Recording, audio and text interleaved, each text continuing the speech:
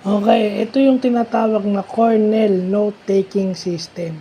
So, ito pang-edu, pang-college, para sa mga estudyante, pero ito rin ay pwede, effective din ito sa mga taong uma-attend ng seminars o webinars. So, ibig sabihin, kung gusto mo mag-chat ng notes, ito yung pinaka-effective na system na gagawin mo o gagamitin mo. It divides papers into two columns. Yung pinaka sa left side is yung Q column, and then yung sa right side is yung note-taking column. So, ibig sabihin, kung ano yung word, kung ano yung Q, then kung ano yung masasabi mo ron. And then kung may summary siya sa baba mo na siya ilalagay.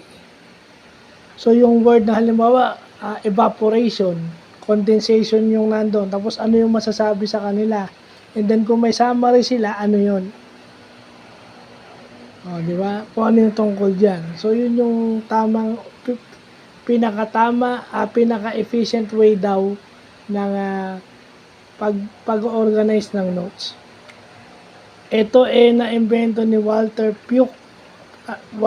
Paul ba yun o Walter Pugh ng Cornell University noong 1950. So, hindi lang yan pang estudyante, para din yan sa mga uma-attend ng seminars and webinars. So, yan. Since alam ko na yan, gagamitin ko na. I-apply ko na yan.